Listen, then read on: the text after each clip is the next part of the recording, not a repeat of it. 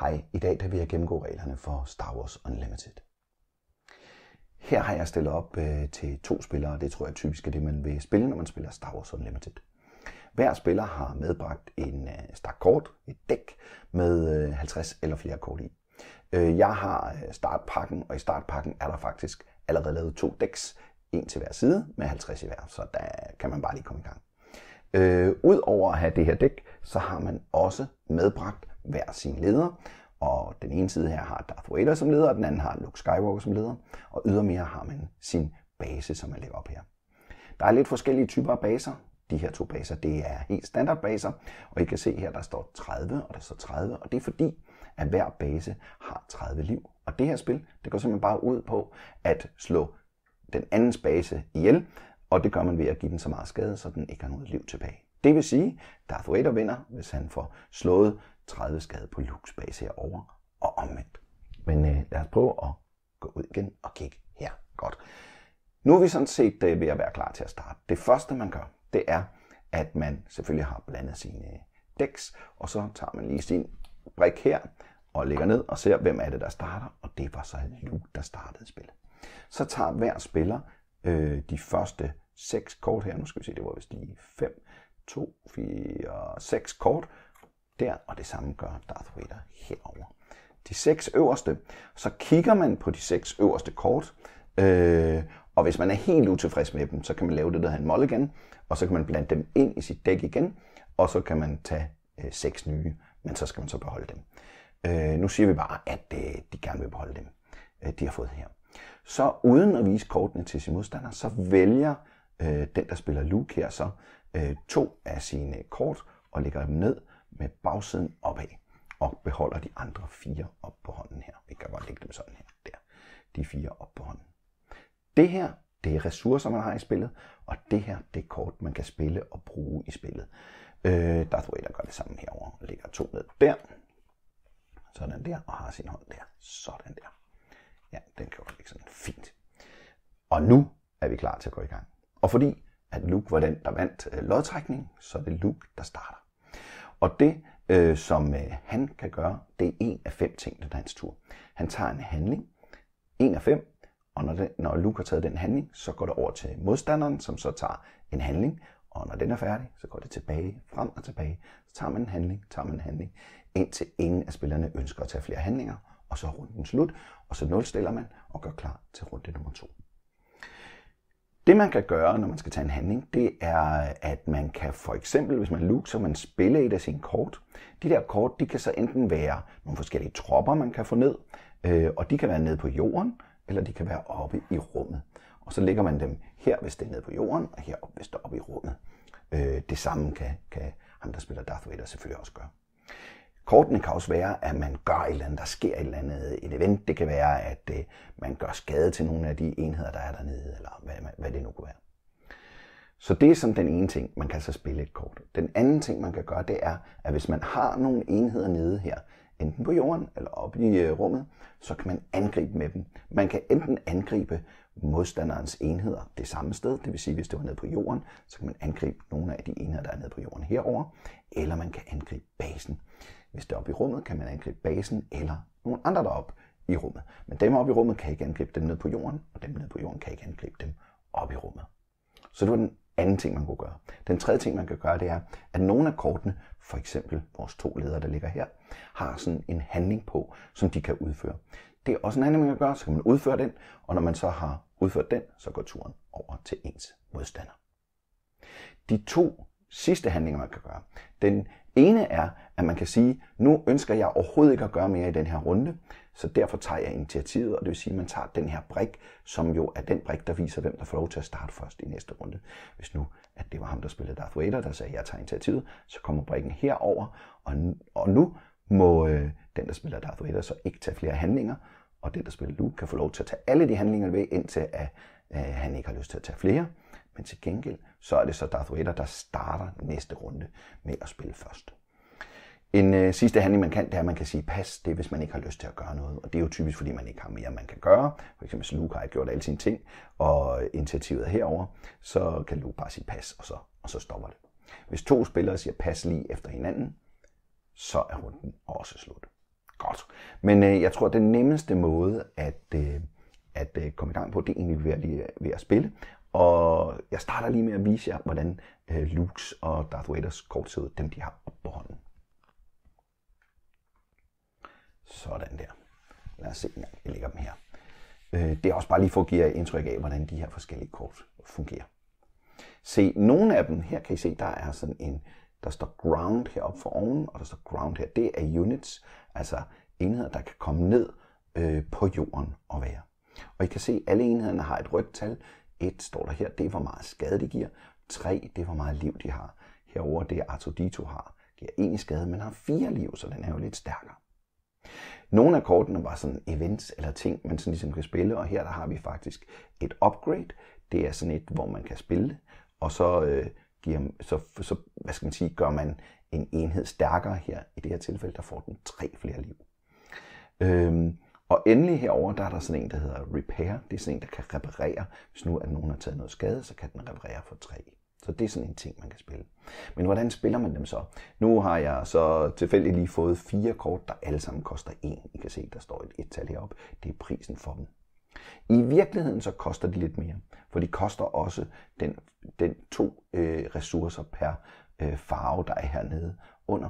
Med mindre det er en farve, man har enten på sin leder eller sin base. Men I kan se, at alle de her, det er sådan den lidt lilla, den hvide farve, og de er begge to på Luke Skywalker, så de koster kun 1 ressource at spille dem her. Nu lægger vi lige dem til side, og så kigger vi lige på dem, som Darth Vader har valgt her. Og I kan se, de kan koste noget andet end 1, fordi den der koster 3, og den der koster 2. Og de er, her har vi et rumskib til op i rummet, som giver 2 i skade og har 1 liv. Og her har vi en Death Star Stormtrooper, 3 i skade og 1 liv. Og her har vi Open Fire. Den koster 3, det er ret dyrt, men til gengæld så giver den 4 i skade til en eller anden enhed, man angriber. Og det her, det er faktisk Darth Vaders lyssværd, så man kan putte på en enhed, der ikke er et køretøj. Det vil sige, det kan for eksempel ikke være TIE-fighteren, det giver ikke så meget mening, men det kunne godt være Death Star Stormtrooper, så den kan slå 3 ekstra hårdt og få 1 liv mere. Og hernede står der så sådan noget tekst, som man skal overholde. Her står, at den må ikke komme på et køretøj. Det giver mening. Og så står der, at hvis man spiller den, og man sætter den på Darth Vader, så giver man 4 i skade til ting, der står nede på jorden. Og så skal man se her, der er en lille stjerne her. Den er måske lidt svær at se, men hvis der er en lille stjerne ud for en ting, så må der altid kun være en af dem i spil ad gang. Godt. Lad os zoome ud, og så se, hvordan det går, når Luke starter. Og det første Luke gør, det er selvfølgelig at spille R2-D2 ned her, ned på jorden. Og det koster en ressource, så vender man den her om. Nu har vi brugt en ressource. Og se, når en enhed kommer ned, så er de sådan lidt omtoget og kan ikke rigtig gøre noget, så lægger man dem sådan vandret, så man ligesom kan se, at den kan ikke gøre noget nu. Når hele runden er slut, så vender de sig alle sammen om og er klar til at kunne gøre noget. Så i første omgang er man bare nødt til at spille den her ned. Det som Darth Vader så tænker, det er, jeg tror, jeg vil spille sådan en Death Star Stormtrooper ned, og det koster så 1, så den spiller man ned her. Sådan der. Og så, I kan se, så går turen bare herover til Luke, og Luke tænker så, hvad kunne vi finde på at gøre? Jo, her kunne vi faktisk godt finde på at gøre noget, der var lidt smart. Fordi se, Luke har, jeg kan lige zoome ind på den, Luke har en helt speciel evne. Jeg ved ikke, om I kan læse den. Der står her, som en handling kan man bruge en ressource, og så kan man give et skjold til en hvid enhed, man har spillet i den her runde. Så hvis jeg nu gør det, at Luke siger, jeg bruger min sidste ressource til at lave et skjold, så tager man et skjold heroppe fra, og sætter det skjold på R2-D2, så nu er R2-D2 beskyttet. Det betyder, hvis man angriber R2-D2, så forsvinder skjoldet. Man kan ikke give ham skade, før skjoldet er væk. Godt. Så er det Darth Vader herovre. Og det som Darth Vader gør, det er at bruge den sidste ressource, sådan der, på at sætte sådan en TIE Fighter ned. Nu rykker jeg lige, så det egentlig kan være lidt bedre, sådan der, og så tager vi dem der væk. Yes. Nu er det så Luke Skywalkers tur, og alle ressourcer er brugt, alt er gjort, hvad man kan, så derfor siger Luke Skywalker, jeg tager initiativet og får den her brik. Så nu er det Luke, der starter næste runde. Desværre for Darth Vader er situationen det samme. Han kan heller ikke gøre noget, så derfor siger han også bare pas, og nu er første runde færdig, og vi er nu klar til næste runde. Og når næste runde starter, og det er hver gang det sker, så tager man simpelthen 2 kort fra sin stak. Det gør Luke her, og har nu 4. Og kan så vælge at spille en af dem ned som en ressource. Det tror jeg, Luke gør sådan der. Så man kan godt beholde begge 2 op på hånden, hvis man vil, men man kan vælge at spille en af dem ned som ressource. Og det betyder jo, at hver runde, så får man en ressource mere, så man får flere og flere og flere. Så vender man dem om for at vise, at man er klar. Luke er klar, og nu er R2-D2 også klar, og man har her de 4 kort på hånden. På samme vis, Darth Vader tager de der og siger, jeg tror, jeg lægger den der ned som ressource og beholder den på hånden. Sådan der. 3 ressourcer, og nu er alle de her klar. Sådan der. Godt. Luke startede, og det Luke, og den her, den er selvfølgelig også klar. Og det Luke nu vil gøre er, ja, hvad kunne vi finde på? Se, vi kan jo faktisk gøre noget smart. Så hvis vi lige kigger på dem her og siger, at R2-D2 vil faktisk gerne angribe. Der var lige en ting, jeg glemte. Når man spiller R2-D2, så må man faktisk kigge på det øverste kort og se, om man vil have det, ellers, og så lade det ligge, eller lægge det ned i bunden. Det glemte jeg lige. Men det er også, når R2-D2 angriber, man kan gøre det. Men se, R2-D2 gør jo 1 i skade, men har 4 liv, men har et skjold. Den her over, den har 1 liv og gør 3 i skade. Så nu tror jeg simpelthen, det R2-D2 vil gøre, det er at angribe Darth Vader. Og man kan angribe 2 steder, ikke? Man kan angribe en enhed, eller man kan angribe basen. Så hvis R2-D2 angriber basen, så vil man lægge 1 i skade på basen. Men det vil R2-D2 ikke. R2-D2 vil angribe den her Stormtrooper, give den 1 i skade. Men så er der bare en ting. Når man angriber nogen, så slår de altid igen. Og den her slår igen med 3. Så det vil sige, at R2-D2 tager 3 i skade. Men heldigvis så havde vi jo givet ham et skjold. Så det forsvinder nu. Så nu er han ikke beskyttet længere, men han tog ingen skade på den her over. Til gengæld så døde den. Så det var en meget god start der. Så vender man om for at vise, at R2-D2 har gjort det. Og som jeg jo sagde lige før, jeg havde jo lige glemt, at man må kigge på det øverste kort, og så siger man, ej, den gider jeg ikke have. Jeg putter den ned i bunden. Så nu kommer der et andet herop. Sådan der. Men se, det koster ingen ressourcer at angribe.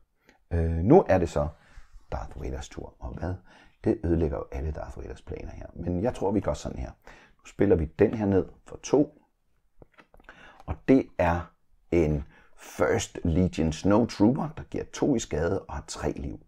Men det, den også gør, det er, hvis den angriber en enhed, der har taget skade, så giver den endnu mere skade. Så den kommer ned her, den ligger selvfølgelig sådan der. Så den kan ikke gøre noget endnu. Sådan der, men den koster også 2. Nu er det så Lukes tur. Vi har 3 ressourcer, vi har ikke spillet noget ned, så nu kunne det da være, at vi kunne, jeg tror måske, at vi vil gøre sådan her. Vi vil forstærke R2-D2 sådan der. Det er Resilient, det er sådan et, der giver en noget mere beskyttelse på. Så nu har R2-D2 faktisk 7 liv, for den giver plus 3, den der. Så det var den ting, Luke gjorde. Nu er det så Darth Vader. Og Darth Vader kan, hvis han har spillet et sort kort ned, og det kan I se, der var en lille sort prik der, så det har Darth Vader, så kan man få 1 ressource. Det var den anden vej. Der, sådan der. 1 ressource, den sidste ressource, så kan man udføre sin specialhandling. Og hans specialhandling er anderledes. Den er nemlig give 1 i skade til basen, og give 1 i skade til en af de enheder, der er nede. Så nu har vi givet en skade til R2-D2. Og hvorfor er det, vi gerne vil gøre det? Jo, det er fordi, at den her, den giver jo 2 i skade normalt, men 4 i skade, hvis den angriber en enhed, der allerede er skadet i forvejen. Så vi gør klar til at slå på den. Nu er det så herover, det er Luke, og jeg tror, det Luke vil gøre, er at bruge en ressource på at få en enhed mere ned her. Det er sådan en robot der. Så er det Darth Vader. Der er ingen ressourcer tilbage, så vi kan ikke spille nogen kort ned, men vi kan jo altid lige angribe med vores TIE Fighter heroppe, som giver 2 i skade. Og da der ikke er nogen enheder oppe i rummet, ja, så er der faktisk kun en mulighed, og det er at skyde hernede på basen. Så giver vi basen 3 i skade. Se, nu er jeg allerede nede på 27. Det går jo meget godt. Nu er det så Lukes tur. Og Luke har 1 ressource tilbage, og har heldigvis en, der hedder Repair, som man kan spille. Det er sådan en event, man spiller, så det ryger bare ud, og det koster 1 ressource, og giver mulighed for at reparere skade på en enhed eller basen op til 3. Og se, Jeg kan jo godt se, hvad det er, der er gang i herover med at prøve at slå på den her, som den har en skade. Så jeg kunne helbrede R2-D2, og så giver den ikke så meget skade. Men jeg kunne også reparere 3 på basen, og det vælger jeg at gøre. Så er det Darth Vader, der ikke har nogen ressourcer, der ikke har nogen ting, så Darth Vader siger, at jeg tager initiativet og tager brikken herover og er klar til at starte næste runde.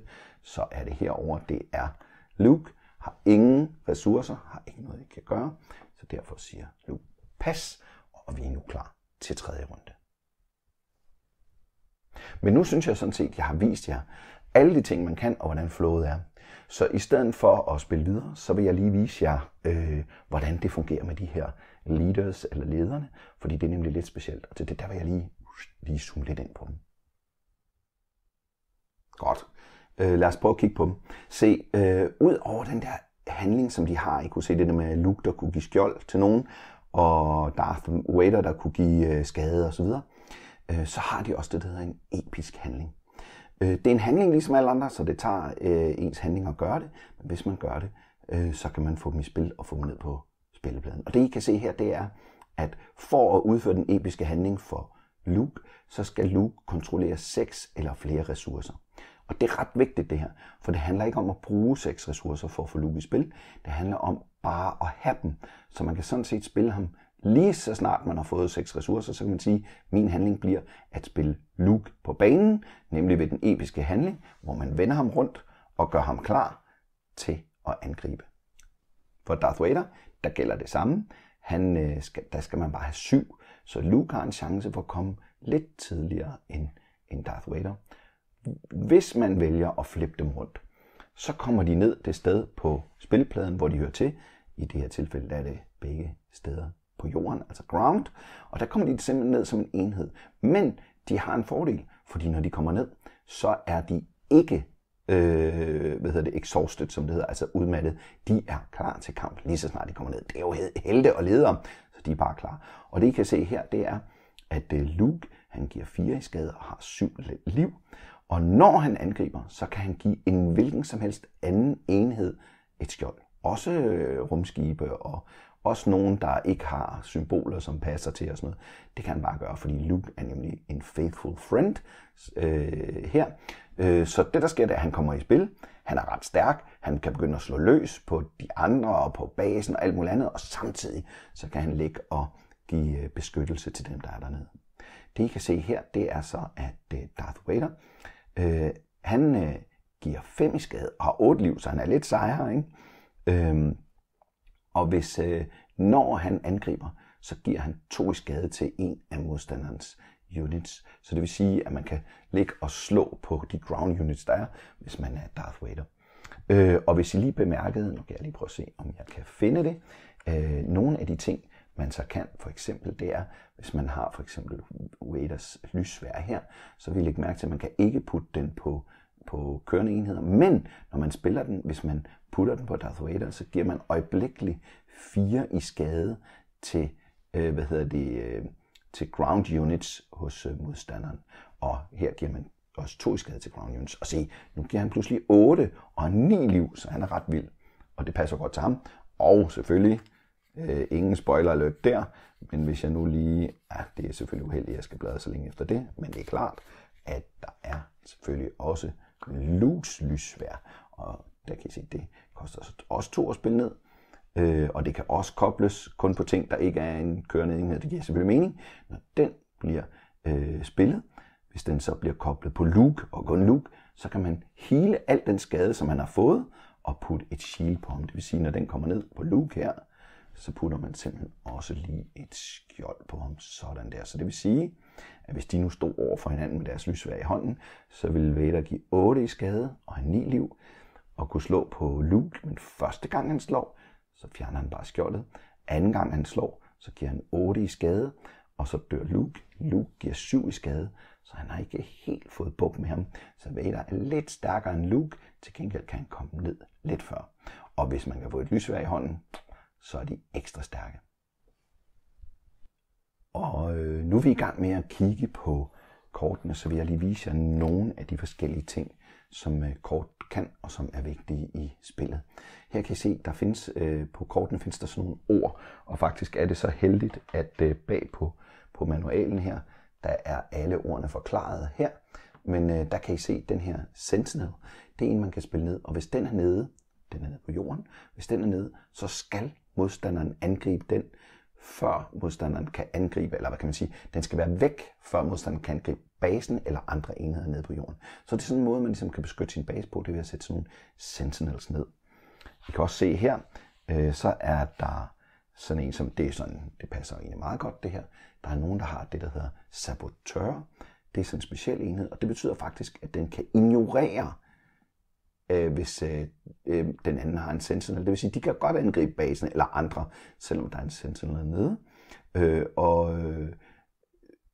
De er ligeglade med de skjolde, der er på. Den her har også en anden ting, der hedder Raid. Raid, det betyder, at den angriber, hvis den angriber, så har den +2. Det betyder, at hvis man angriber den her, så slår den igen med 2, mens hvis den selv angriber, så slår den med 4. Så det gælder om at få slået ihjel der. Og det ligner jo faktisk en af dem fra Rogue One her. Ja. Så er der sådan her, der hedder Ambush. Og Ambush, det er, at efter man spiller den, så er den faktisk klar og kan angribe en af fjendens enheder. Det vil sige, at den skal ikke ligesom vente en runde på at gøre det. Den kan til gengæld kun gøre det, hvis der er en fjende i nærheden, når den kommer ned. Det vil sige, hvis der ikke var nogen oppe i rummet, når den her kommer ned, ja, så er den ikke klar. Og så er der jo gode gamle Yoda, som Restore 2. Det vil sige, at når den her bliver angrebet, så kan den heale 2 på basen. Det er jo Yoda, som vi kender ham. Når den angriber, så healer den også basen, sådan var det selvfølgelig. Og så se en anden ting. Det er nemlig, nogle gange er der sådan nogle events, ligesom det der med R2-D2, så må man kigge på et kort, når man spiller ham eller angreb med den. Men når Yoda bliver slået ihjel eller slået ud, så kan man vælge nogle spillere, som alle sammen må trække et kort.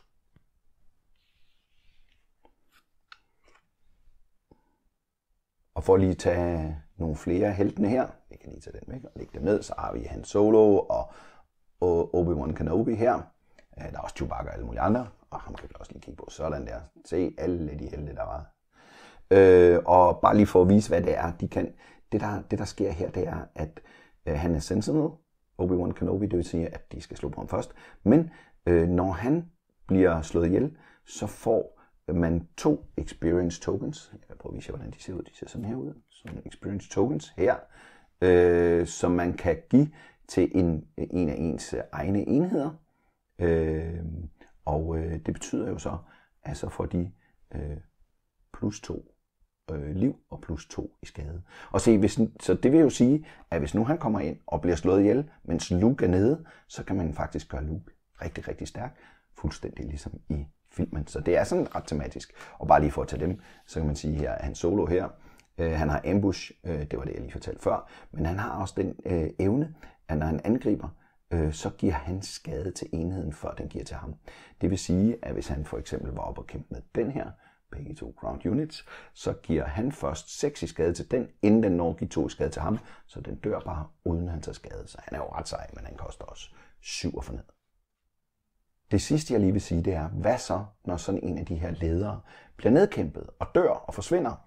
Ja, så vender den om, og så sætter man sådan en lille krydser på her. Det betyder, at nu må man ikke lave den episke handling mere, fordi han har jo været der. Men man kan så stadigvæk bruge den der specielle handling, man har. Ja. Og så er det her jo sådan et samlekortspil. Det vil sige, at man kan købe sådan booster packs med 16 kort i, hvor der i alle sammen er en leder. Og I kan se, jeg har 2 booster packs, en med Leia og en med Director Krennic, og de har jo selvfølgelig nogle andre farver, så man skal sammensætte sit dæk på en måde, der passer til det, hvis det er det, man vælger som leder. Og de kommer frem her og har også nogle andre evner her. Man får også en base hver gang, man får sådan en. I kan se de her 2. Nej, det var faktisk Darth Vader's, men den der og den der. har jeg fået med på dem. Og I kan se, at de her de er også kun 30. Nogle baser kan være lidt mindre, men til gengæld have nogle specialevner. Men de har jo nogle andre farver, så igen skal man lige tænke sig om, når man tager dem, hvad for man gerne vil have. I de her booster packs, der kan man også få nogle kort, der kommer jo nogle ekstra. Den kendte man da godt i forvejen, så det var lidt kedeligt. Men den her for eksempel, det er en anden type, jeg ikke havde set før. Og så er der den her for eksempel, det er medaljeceremonien. Og den gør det, at hvis man spiller den, og den koster faktisk 0, hvis man har det der symbol, så kan man give experience, altså +1/+1, til alle de tokens, til alle de rebels op til 3, som har angrebet den her runde. Og så er det også sådan et fint glimmerkort, hvis man er til den slags. Men det kunne også have været, at jeg fik også en TIE Fighter, der også er sådan lidt glimmer. Det er fuldstændig en almindelig TIE Fighter, ligesom de andre, bortset fra, at den er lidt pænere. Sådan der. Ja. Og det var sådan, man spiller Star Wars Unlimited. Jeg håber, I nød at se videoen. Kan I have det godt, til vi ses en anden gang. Hej hej.